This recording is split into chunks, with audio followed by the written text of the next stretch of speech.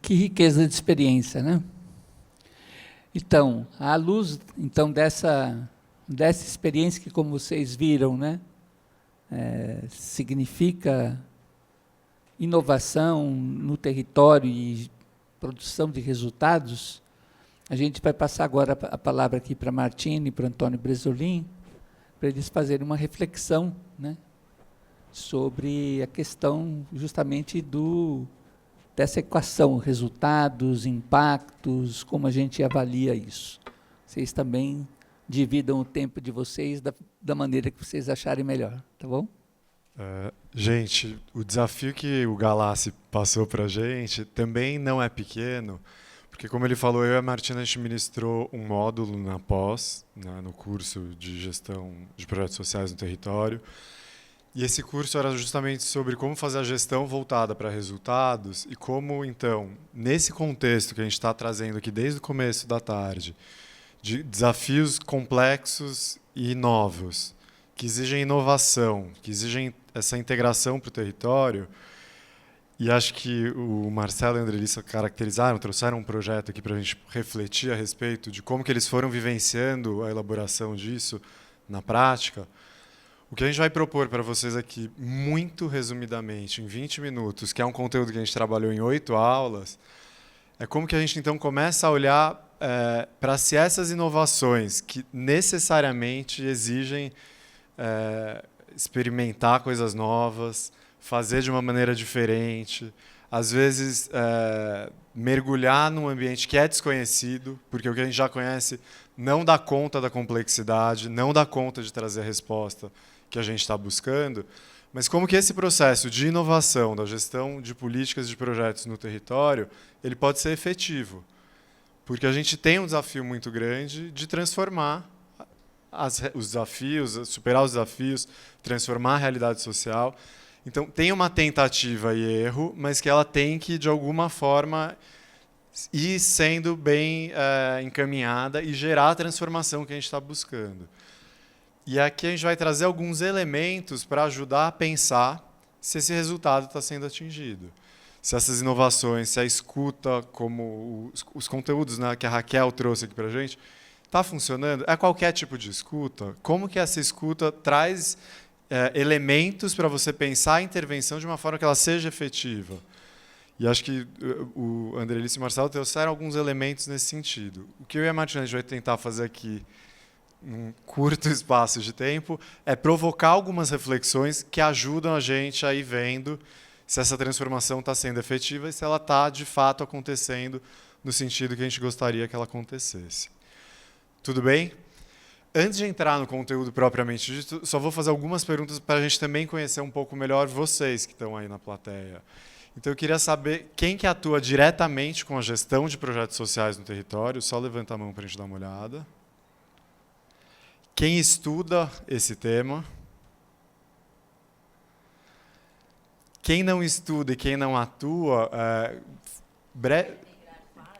gostaria de estar aqui por quê? É para conhecer mais? É para aprofundar um conhecimento? É nessa linha.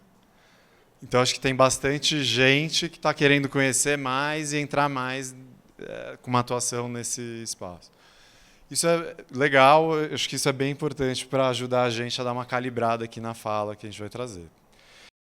O Plan for Change, ele é um projeto multimídia que foi criado com o objetivo de unir músicos do mundo inteiro em prol de mudanças globais. Então, ele parte desse objetivo. E ele é composto por uma fundação, que é uma organização não governamental, que constrói escolas de músicas em comunidades pelo mundo. Esse projeto ele também produz vídeos, como que a gente está tentando mostrar aqui, e CDs, junto com artistas desconhecidos e com músicos profissionais em várias partes do mundo.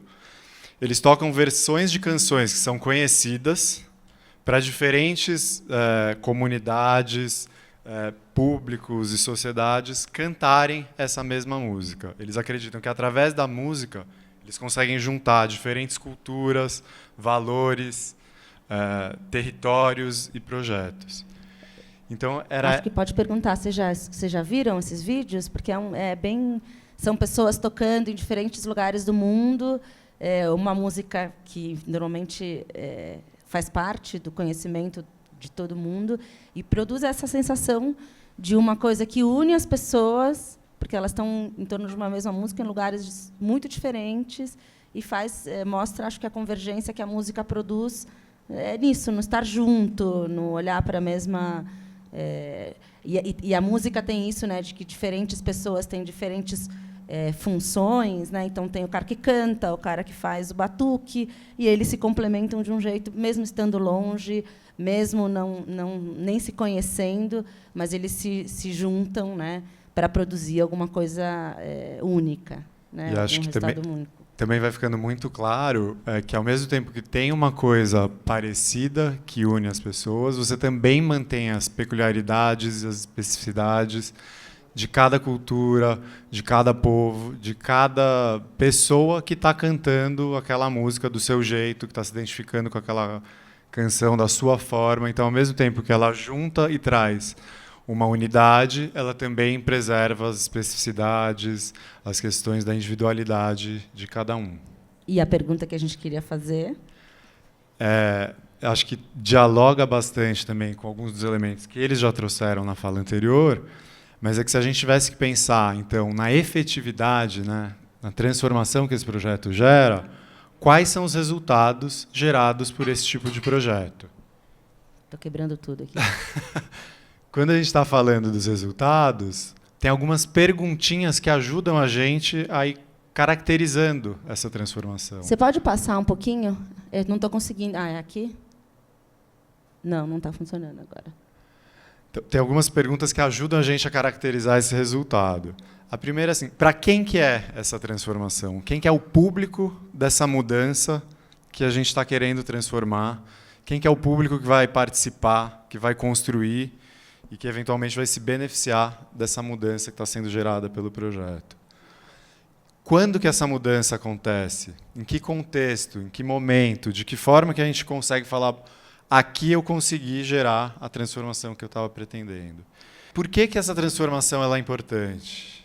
Como que essa transformação, como que ela se conecta com o contexto do projeto e da intervenção que foi desenhada? Porque eu acho que o desafio que a gente vai construir quando a gente olha para o resultado é isso.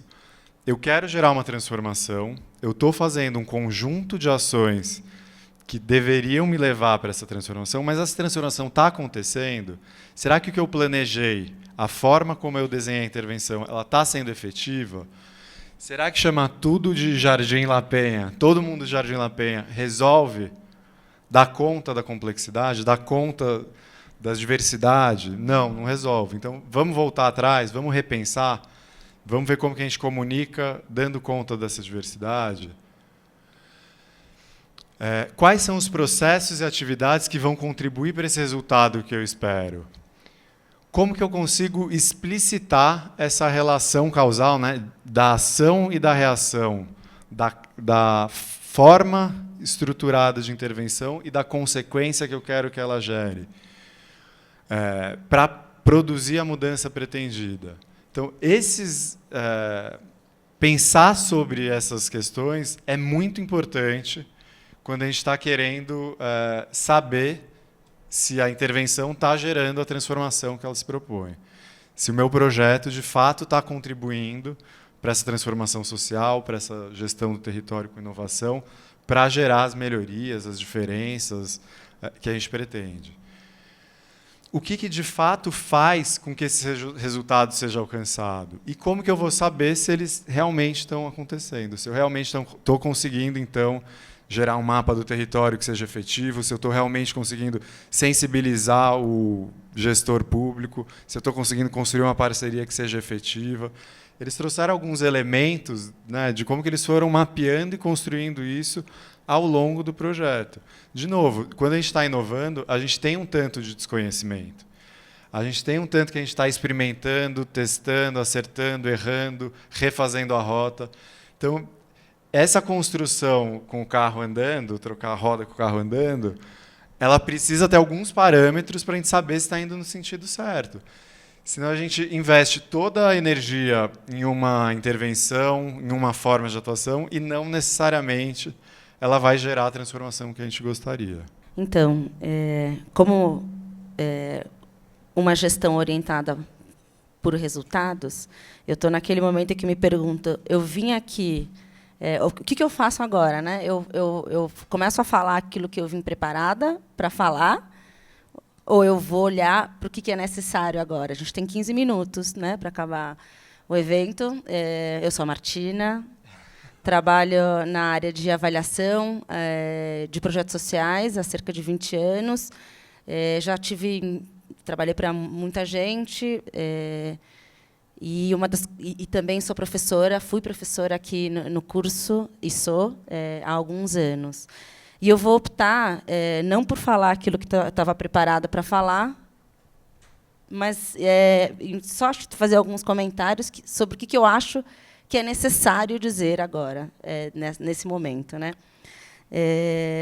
Então, acho que a pergunta que estava orientando a gente era muito essa, assim, bom, quando a gente fez aquele módulo sobre gestão de resultados, né, que caminhos que os resultados percorrem, né? E tem todo isso aqui que está aqui, por exemplo, assim, tem toda uma nessa pergunta tem um tipo de pensamento que vem de uma escola que tenta estruturar as coisas de um jeito que, ao mesmo tempo, torna a narrativa sobre o projeto mais objetiva. Então, resultado, a primeira vez que a gente escuta sobre resultados é quando a gente vai fazer conta de mais na escola. Né? 2 mais 2, qual que é o resultado da conta? Então, é um tipo de pensamento, de conceito, que vem de uma estrutura, de um tipo de pensamento que é linear, que é mecânico, mas que, ao mesmo tempo, torna alguma coisa mais clara, mais fácil de ser comunicada. E aí, então, toda a reflexão dentro das escolas de avaliação e de gestão, de modo geral, que começam a focar em resultados, elas carregam essa duplicidade, que eu acho que é uma coisa importante de ser dita nesse momento. Então, elas trazem uma maior clareza. Então, você tem todo um jeito mecânico de pensar, é mecânico, mas é lógico e dá para ser comunicado. Martina, esclarece. Oi. E acho que isso, no contexto da complexidade dos desafios do projeto social, no território, com o contexto que foi falado no começo, também é muito desafiador e importante. Porque acho que um dos trabalhos que acho que a gente também fez durante o curso, que acho que é muito legal, a gente já proposto até pensado uma dinâmica aqui com vocês, mas não vai dar tempo. Que assim, se você sabe aquela brincadeira que a gente faz, você está entrando no elevador e você tem que contar para alguém em 1 minuto o que é o teu projeto, o que você faz e o que você pretende transformar com ele. Como que você conta isso de um jeito muito simples, sem perder a natureza do que você está de fato tentando transformar, mas comunicando de um jeito que seja bem objetivo, bem direto, bem rápido. Isso também é importante para quando a gente vai tentar fazer esse mapeamento e medir o resultado. E por isso que também a gente fala numa formulação... tradicionalmente, o campo social ele era muito bom em falar o que ele faz. O que faz o seu projeto? A gente ensina crianças, a gente tira a criança da rua, ou a gente trata com saúde. Um relato muito orientado pelo que se faz. Descritivo. Ou seja, descritivo das ações e tal. E, em algum momento, a sociedade pede para o campo social, mas e o que isso está produzindo no mundo? No que isso está resultando? Então, toda essa reflexão sobre uma gestão orientada, uma narrativa orientada por resultados, é uma chamada da sociedade também para os projetos contarem não só o que eles fazem, mas o que eles estão produzindo.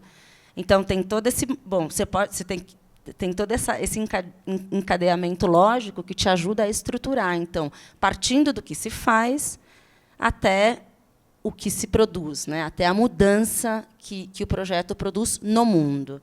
Eu vou só... Então, e acho que isso também tem a ver com... A gente tem depois, e a gente pode conversar um pouco sobre dicas para estruturar essa lógica, mas, basicamente, é um pouco isso, pensar no que você precisa, no que a organização faz, no que ela entrega, no que ela produz de resultados e, finalmente, no que ela gera de impacto. É um encadeamento lógico, enfim, tem várias dicas e roteiros e perguntas para ajudar a gente a construir uma narrativa sobre esse encadeamento lógico dos projetos. E, às vezes, essa narrativa ela existe, mas ela tem muitos elementos que vão deixando ela difusa. Então, como que você conta essa história de um jeito focado, bem claro, bem direto? Porque se a intervenção se pretende gerar essa transformação, como que você vai encadeando da sua ação até essa transformação pretendida? Enfim, e aqui está dito isso, então não basta a gente saber o que a gente faz, mas sim onde você quer chegar, que mudanças você quer produzir, e não basta também saber só onde você quer chegar, mas como você comunica isso. Inclusive, isso tem um uso muito importante, que é possibilitar a participação. Se você consegue se comunicar com alguém em torno de um resultado desejado de uma forma mais clara, o engajamento, o porquê a gente está junto, a participação fica também mais clara, né? Porque você converge, né? Você clareia a causa, você explicita, né, onde você quer chegar. Isso aqui não vai dar tempo, mas era um pouco essa coisa mais do roteiro. E uma brincadeira que a gente ia fazer, que tinha a ver que, assim, o foco em resultados, quando a gente fala de uma gestão focada em resultados, o foco trata de duas coisas, né? O foco, quando a gente olha uma fotografia, é diante de uma cena, né? O que você está... Alguma coisa você vê com mais clareza e o resto com menos, né, mais difuso. E para a gente, uma gestão orientada para os resultados tem muito a ver com a clareza ou com a construção de um olhar, em primeiro lugar. E aí a gente ia fazer uma brincadeira. O que vocês veem aí? Oi? Uma mulher de costas? Alguém vê outra coisa? Uma velha. Então, qual que é a resposta certa aqui, né? Então, quando a gente fala... Tem os dois, né? Exatamente. E tem as duas coisas. Então, a realidade, o projeto, ele está sempre produzindo mudanças. Ele está produzindo resultados. Mas como é que você permite, como é que você ajuda o outro a construir óculos que permitam que a pessoa enxergue? Que a pessoa, o seu interlocutor, o poder público, a comunidade, você mesmo, como é que você ajuda a construir os óculos para ver, né? Pode... eu que estou com um negócio. E aqui é outro. O que vocês enxergam aqui?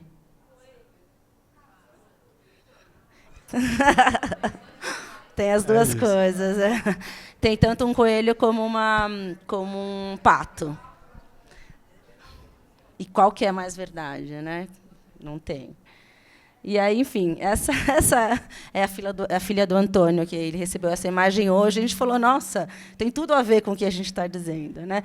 Então, o foco em resultados como um jeito de pensar, de estruturar a gestão para ver melhor, para se comunicar melhor e para engajar ou participar, para permitir a participação de um jeito mais qualificado também. É isso, né? Obrigada.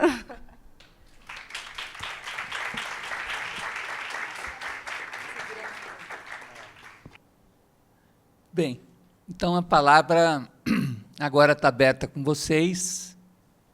Animem-se. Lembrando que agora, como a gente está indo para um momento assim de síntese do debate, quer dizer, é um momento que vocês se manifestarem sobre o conjunto das questões que foram tratadas aqui, tanto na primeira como na segunda mesa, né? Então a cadeira está ali aberta. Enquanto vocês se animam, eu já aproveito aqui para perguntar para o Marcelo e para a Andrelissa. Bom, já tá animado, mas eu vou fazer a pergunta de qualquer forma. Marcelo e Andrelissa, depois que vocês ouvirem a Martina aqui e o Antônio, como bateu em vocês essa discussão sobre resultados em relação ao trabalho que vocês desenvolve? Qual foi o sentimento ao ouvir a Martina e o Antônio? A gente, quem viu a gente cochichando o tempo inteiro, né? Quem estava de olho na gente viu que a gente cochichava o tempo inteiro, porque a gente... Bom, primeiro que eu não posso, na verdade, dar fora aqui, porque a Martina já foi, ela é nossa consultora de indicadores lá na Fundação de Setúbal. Tenho que mostrar que, né, estou honrando o trabalho dela. Mas a gente percebeu algumas falhas de algumas perguntas que a gente não está respondendo. Aí eu até falei, Marcelo, tira foto. Ele falou, não, depois a gente pede para a Martina. Que é um pouco isso. Assim, a gente está muito envolvido no processo, a gente, às vezes, é engolido mesmo por essa experimentação. Mas é muito importante não perder o resultado. Ainda mais quando a gente está envolvendo outros atores, porque é muito fácil aquilo que ele falou de trocar o carro, né, com a roda com o carro andando. É muito fácil ir por um outro caminho se você não tem um resultado muito claro. Por outro lado, também, como a gente está fazendo um processo participativo, também precisa ter uma certa flexibilidade, porque o resultado nem sempre é isso, é o que a organização espera, porque a gente está falando de um movimento que é um plano de bairro, que é um colegiado. Então, a fundação tem uma expectativa, mas, no processo todo, a expectativa acaba virando desse colegiado e não só da fundação, né? Que é um pouco daquilo que a gente falou que, então, o melhor resultado de todos seria mesmo a governança, né? Onde cada um tem bem claro o seu papel e cada um está contribuindo para esse território de direitos. Acho que esse é o melhor resultado que a gente vai poder chegar ainda. Obrigado, Andrelis. Então, vamos ouvir o nosso jovem aqui que se voluntariou. Boa tarde. Eu me chamo Ezequiel, eu faço o curso de Educação Social no Senac Tito da Lapa. A minha dúvida é o seguinte, no começo da palestra, a Raquel tinha falado que muitas vezes a periferia ela não pode ser apenas um depósito de projetos, que ela tem que ser protagonista. E a dupla conseguiu contemplar isso, mostrar que o bairro em si pode ser, sim, protagonista dos processos e tudo mais. A minha dúvida é como é que faz para a periferia se entender como periferia. Porque a gente sabe que as periferias elas não são homogêneas, elas variam entre si.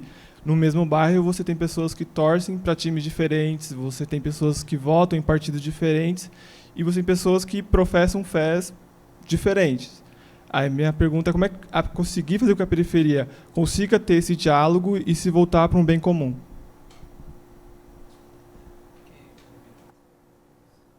Muito bom. Posso fazer uma proposta? Vamos ver se tem mais umas duas perguntas, daí a gente responde em bloco. Vamos? Tem mais alguém? Boa tarde a todos. Eu me chamo Alex, eu sou da mesma turma também, de educador social do Senac Lapa Tito. E na fala de vocês eu não entendi bem. Vocês comentaram que da mudança, né? Não ficou muito claro para mim, por exemplo, os exemplos que você citou. Eles estão trabalhando com crianças em situação de vulnerabilidade, estão tirando da rua. Isso não seria uma mudança? Ou um bom projeto é aquele que muda as estruturas desiguais da sociedade? Não entendi, eu só queria que ficasse mais claro isso. É isso.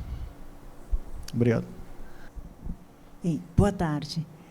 Meu nome é Maria Aparecida, eu fiz faculdade de gastronomia, sou estudante de Direito agora. Fui professora de dança e fiz o curso de elaboração de projetos sociais, embora na faculdade de Direito começou já a aflorar já essa vontade voltado quanto aos problemas da sociedade, né, em si. Mas foi no curso mesmo de elaboração de projetos sociais que eu fiquei conhecendo mais a fundo as problemáticas e coisas que deu até vergonha, porque a gente, às vezes, passava por cima e não enxergava coisas tipo como terceiro setor, né, que eu tomei conhecimento disso agora. Então, eu disse, igual a faculdade de gastronomia, coisas que eu aprendi, que eu tenho condições de passar adiante de uma problemática de miséria e fome e desemprego, eu pensava que eu pudesse contribuir com coisas do meu aprendizado para poder entrar como gerar renda, né? E pessoas que estão impossibilitadas de trabalhar, muitas das vezes mães que não podem sair de casa porque os filhos são pequenos, coisas assim. Então, eu elaborei projetos que eu fiquei bastante frustrada, porque nenhum deles foi adiante, mas eu não desisti, né? E eu fui fazer projetos também, eu fiz projetos voltados para imigrantes e refugiadas, mulheres, né, que estão aqui no Brasil. E eu vi também eu não vou dizer que é descaso, mas é complicado, sabe? Porque você querer que as pessoas façam alguma coisa, pessoas que estão necessitadas, mas é difícil de conseguir, sabe? As africanas, por exemplo, não saem de casa, não deixam os filhos, então elas preferem ficar recebendo auxílio, bolsa família não é cesta básica, sabe? Ficar recebendo, e não querem saber das reuniões, não querem ouvir, né? Então, tem algumas resistências que é complicado de enfrentar, né? E vocês são professores, né, dessa área, vocês são profissionais dessa área, mas igual, exemplo, no Instituto Bacarelli, que eu tenho sobrinhas que estudam lá, música, e também em Paraisópolis tem a escola de balé.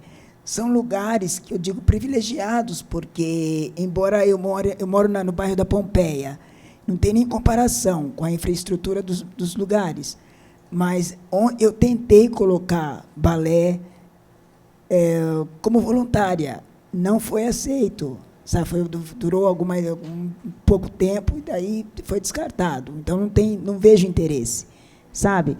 E nesses lugares, como Heliópolis e Paraisópolis, que é considerado, são favelas, funciona, né? Então, e outra coisa também que é meio complicado, que eu queria saber exatamente, como nós sabemos que em determinados bairros são dominados, tem os donos dos bairros, né, por traficantes. E como enfrentar essa situação, porque eu aprendi no curso que tem que ser conversado com eles, né? É coisa que a gente tem um pouco de temor, porque foge um pouco da nossa linha de trabalho no sentido de convívio, né? Mas eu queria saber exatamente essas coisas. Tudo isso que eu coloquei para vocês, sintetizando, algumas dessas dificuldades que eu estou encontrando. Obrigado. Viu? Obrigada. Então, eu vou ver a palavra.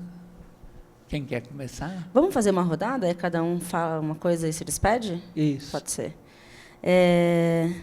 Eu queria só comentar uma coisa que, assim, falar sobre formulação ou falar sobre resultados pode ser uma ótima oportunidade de fazer coisa junto, né? Então, só porque isso tinha junto com a comunidade, né? Então, clarear onde se quer chegar com uma determinada ação é um bom exercício, né? Sobre o Alex, né, que fez a pergunta sobre se tirar a criança da rua não é uma mudança, um resultado, né? O que eu estava assim, primeira coisa para definir, é uma coisa importante saber a diferença entre uma atividade e um resultado. Que significa? O que a organização faz, então, atender, dar lanche, até o dar aula, são ações de uma organização, por exemplo, de uma instituição de educação. O que acontece, então, o aprendizado da criança, ela reduzir, sei lá, estou imaginando, tá? A evasão na escola, ela manter o vínculo dela na escola, ela aprender melhor português e matemática, ou ela se fortalecer com relação a uma determinada coisa do tipo cultural, porque ela teve uma oportunidade na organização de ter contato com coisas da cultura que ela não tinha tido em outro espaço. Isso são resultados, é o que acontece na criança, a mudança que acontece nela. Então, se tirar uma criança da escola é uma escolha da organização. O que você vai dar visibilidade ou tornar visível como resultado. Tirar a criança da rua é suficiente como resultado? É isso que se quer? Ou se quer produzir alguma coisa de aprendizagem na criança? Então, essa conversa sobre o que é resultado, o que você vai dar à luz, né, o que você vai evidenciar como uma mudança que o seu projeto provoca, isso é uma escolha também política, é uma escolha, não é técnico só, né? O que você vai escolher olhar como resultado da sua atuação, né? Espero ter ajudado. Eu não estou vendo o Alex. Alex? Espero que tenha ajudado. Eu acho que é isso. E aí a última pergunta, você quer a solução para tudo, né? É difícil, né? Eu acho que atuar na área social é difícil, mas assim, o que eu te comentaria é assim, tem algumas coisas que não é sempre que a gente oferece que são necessárias numa determinada realidade, né? E aí tem uma coisa que é o foco no resultado, porque, digamos, você fez o curso de culinária, e aí, de repente, você pode fazer um curso de pão, sei lá. E, de repente, aquilo não tem uma receptividade. Pode estar acontecendo muita coisa, pode ser desde como você comunicou, ou pode ser que, dentro da sua habilidade, você possa oferecer alguma coisa que tenha mais a ver com a expectativa e o desejo do entorno ali, né? E aí acho que sempre é bom perguntar, né? Conversar, para saber o que eu posso, né, oferecer que esteja sendo necessário aqui, né? É isso. Obrigada. Só complementando o que a Martina trouxe, então acho que ela está reforçando um pouco a importância do diagnóstico, né? Como que você mapeia o que pode ser de fato estruturado e oferecido, para se tem demanda e qual que é a melhor forma de fazer isso, e qual que é a estratégia que você vai adotar para que de fato o que você está fazendo seja efetivo, porque você pode fazer a mesma coisa de diferentes formas, uma sendo efetiva e uma não sendo efetiva. Então acho que tem sim uma importância de você primeiro fazer um diagnóstico do que é importante, o que precisa ser feito, e depois pensar a estratégia melhor para dar conta disso. Acho que só reforçando também o que você trouxe em relação à pergunta dele, acho que tem muito... é resultado ou não é resultado? Depende do que se pretende como resultado daquela ação. Se o resultado é simplesmente fazer uma coisa mais assistencialista, mais pontual, a gente está fazendo. Não, mas eu quero ter uma atuação mais estrutural. Eu não quero só atuar no problema, eu quero atuar na causa do problema. Então, você precisa ter uma atuação que, além de ter... eu aprendi uma vez com um prefeito de uma cidade que ele falava assim, eu preciso fazer duas coisas, eu preciso fechar a torneira e enxugar o chão. Então, se eu tenho um vazamento, não adianta só ficar enxugando o chão, porque a torneira vai continuar aberta. Então, o problema vai continuar acontecendo, mas se eu também só fecho a torneira, o chão vai continuar molhado. E aí, onde que está a sua atuação? Pode ser que você não tenha condições de atuar nos dois, você só vai ficar enxugando o chão, sabendo que a torneira está aberta e que ela vai continuar molhando. Às vezes, eu vou falar, o chão já molhou, eu não tenho condições de me dedicar a isso, então eu vou focar aqui em fechar a torneira, e aí o meu resultado está em fechar a torneira, não em secar o chão. E, às vezes, você vai tentar fazer as duas coisas. Eu estou fazendo uma analogia bem simples, mas é uma forma de tentar clarear um pouco uma resposta para a pergunta que ele fez. Então, acho que depende muito do que você se pretende e, a partir do que você se pretende fazer, como que você vê se aquilo lá está sendo efetivo. Eu não consigo contribuir com a primeira pergunta, então vamos ver se vocês conseguem. Obrigado.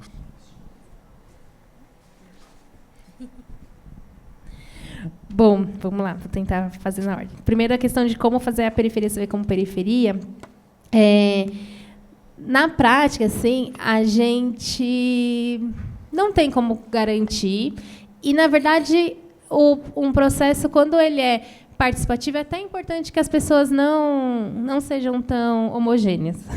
É bem importante mesmo isso para a gente conseguir avançar, porque senão todo mundo concorda com tudo, não chegam os conflitos, né, que são dos conflitos que vêm as grandes ideias.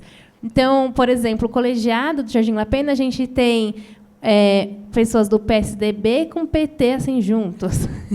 Nesse mundo de polarização... Pessoal, tem outros, mas estou dizendo que PT e PSDB, né, são os mais polarizados. Juntos. Então, enquanto o mundo está todo polarizado, a gente tem 2 pessoas desses 2 partidos ali trabalhando junto. Então, o melhor é pensar assim, como que a gente consegue objetivos comuns para essas pessoas trabalharem juntos. E aí elas mesmas vão se identificando mais de um jeito ou de outro, né, da forma que for mais adequado. No La Pena, a gente teve esse problema também, porque lá a gente tem o pessoal dos primeiros loteamentos e essas ocupações mais recentes, que são barracos ainda. Então, no começo, ficava uma coisa assim, mas a enchente acontece por conta das novas ocupações, né, essa coisa de um culpar o outro. E, no fim, está todo mundo ali no mesmo barco. Quer complementar? Né? No fim, está todo mundo no mesmo barco. Isso. Então, é uma coisa de isso, culpar o outro, né, não se vê. Mas é uma construção. A melhor coisa é deixar isso acontecer mesmo numa construção, de estar vivenciando ali quando você vê o outro lutando por um problema seu, aí você já começa a olhar o outro diferente. Então, essas coisas vão se resolvendo a partir do momento que as pessoas se permitem conviver. Então, a convivência é bem importante nisso. A questão da dúvida, esqueci o nome. Como? Na Maria Aparecida, bom, foram várias dúvidas isso, mas tem uma coisa que a gente, como organização social, como educador, às vezes a gente tem um formato já pronto do que fazer e a gente quer que isso aconteça da forma que a gente fazer, né, que a gente gostaria. Então, a gente precisa estar mais aberto às novas formas. Então, por exemplo, participar não é só reunião. A gente aprendeu isso no colegiado. Primeiro, a nossa meta era, vamos encher o colegiado. Né? A gente queria as pessoas lá. Depois, a gente viu que não é assim. Tem pessoas que vão gostar de reunião, tem pessoas que não vão participar da reunião, mas, quando a gente fizer uma ação, vai doar o seu tempo, vai doar alguma coisa para a ação.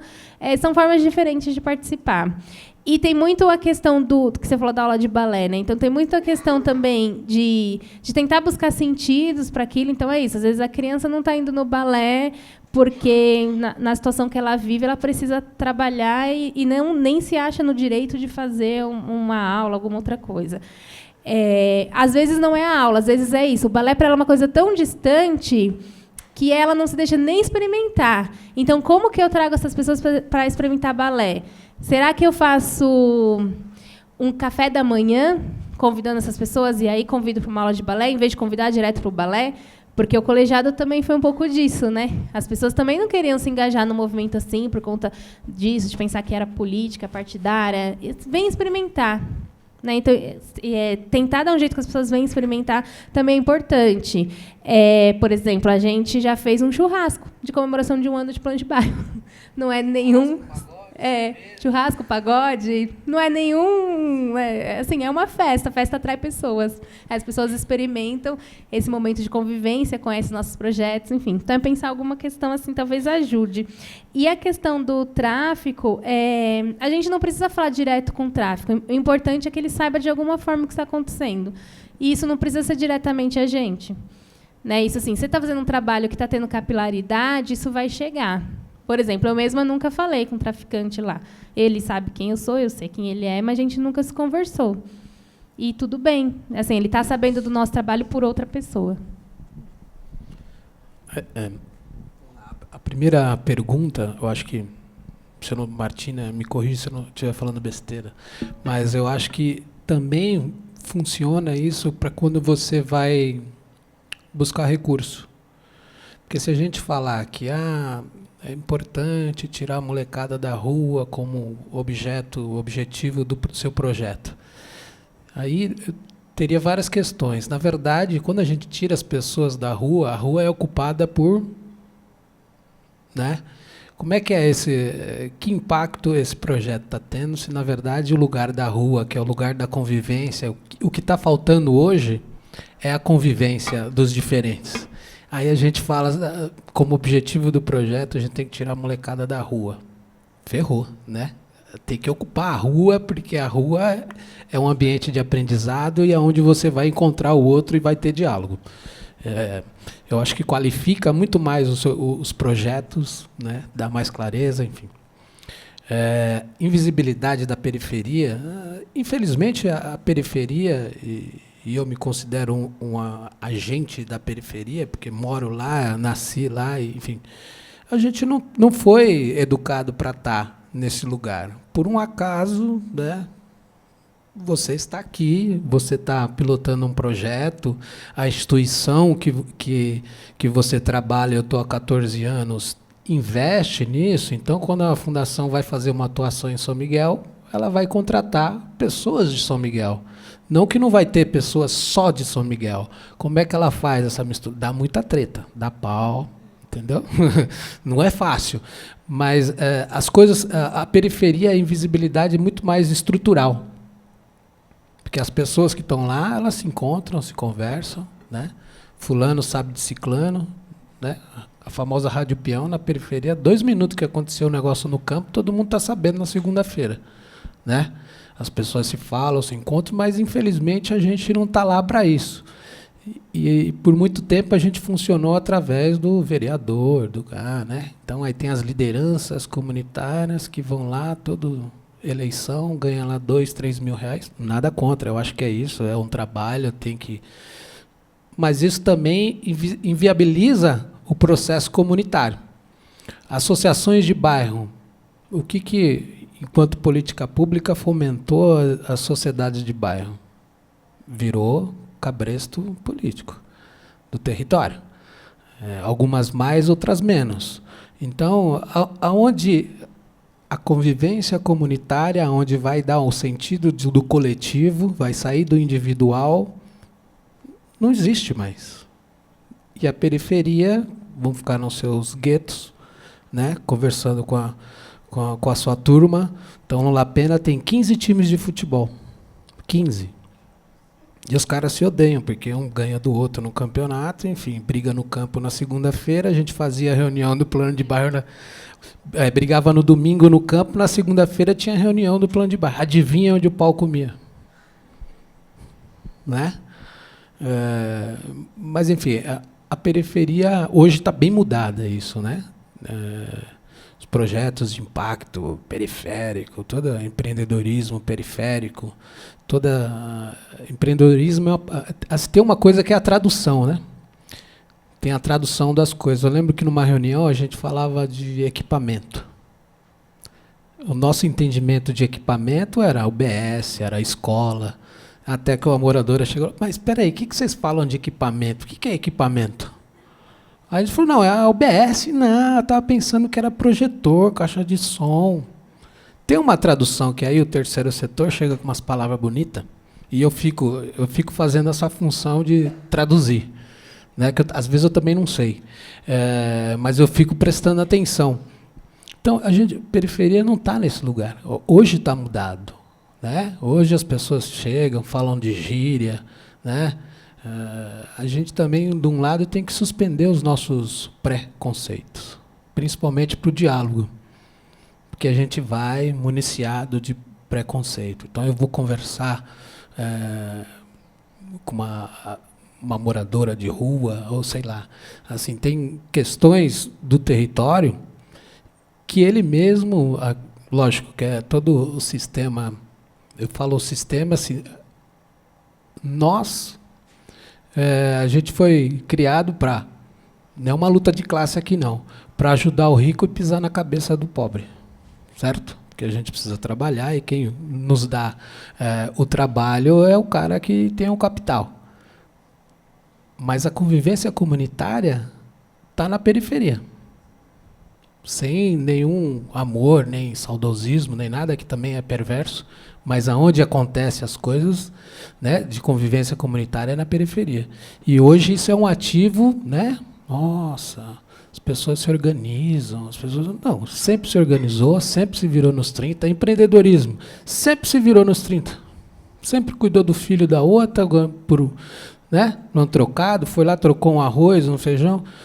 A tecnologia, escambo é uma tecnologia recente, né? Acho que, né, troca de mercadoria, troca de serviço, isso, eu não sei se eu respondi ou não, porque eu já me perdi aqui também.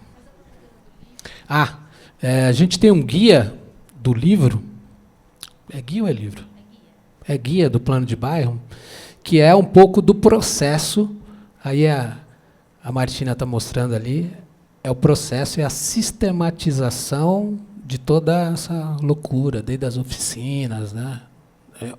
Ali tem só amor, só. Não tá as coisas doloridas. É o passo a passo de como tentar fazer.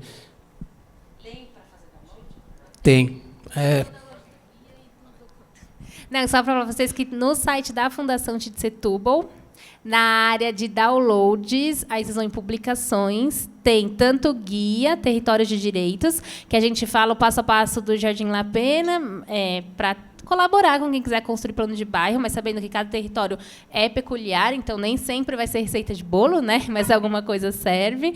E a gente tem também o plano de bairro mesmo, essas propostas que foram construídas, também está lá nesse mesmo espaço, no site da Fundação titesetúbal.org.br. E obrigada. Parabenizar vocês por esse trabalho de sistematização, porque isso nem sempre é frequente nos projetos sociais, né? Esse esforço de sistematização, porque é isso que permite, né, a comunicação para outros projetos, né, que a gente não tenha a sensação que está sempre começando, né, que já tem um caminho percorrido, né, que pode ajudar muitos outros projetos. Gente, muito obrigado pela contribuição de cada um de vocês. Queria chamar o professor Galassi aqui para fazer o fechamento aqui. Fechamento não, né? Porque a gente não vai fechar esse diálogo aqui nunca. Né? É verdade, é verdade. Obrigado, Pedro. Bom, aqui agora me reservo aqui esse momento para, obviamente, agradecer a cada um de vocês. Marcelo, você, querida, muito obrigado por sua exposição, os professores, Bresolim, Martina, Pedro sempre agradecendo a sua companhia. Quero também agradecer a Raquel, que já está lá também novamente, esteve conosco, brindando com a sua fala. Super bacana, parabéns e êxito lá pelo trabalho de vocês. Eu preciso agradecer, então, a vocês que também estiveram conosco até esse momento, puderam abrir sua agenda, ficaram conosco até esse espaço. O nosso propósito aqui foi colocar esse movimento, que é o movimento que nós discutimos no âmbito da nossa atividade, né? Quer dizer, escutar o contexto que nos cerca, né? Entendendo, compreendendo isso, escutar quem vive, né, no campo, no território, não é? E escutar as ações que nós fazemos. O que calou profundamente sobre essa questão das perguntas que a Martina e o Bresolim trouxeram também, né? Quer dizer, perguntar sistematicamente, frequentemente, né?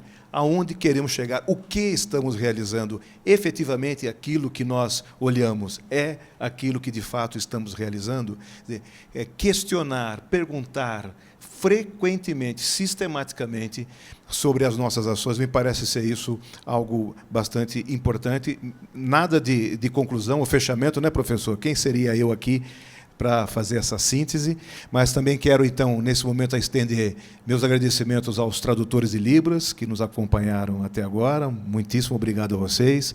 Ao Hermes, querido, lá atrás no comando, agradeço a vocês também. Ao pessoal que está nos fotografando, sei lá, e filmando, etc. Não é?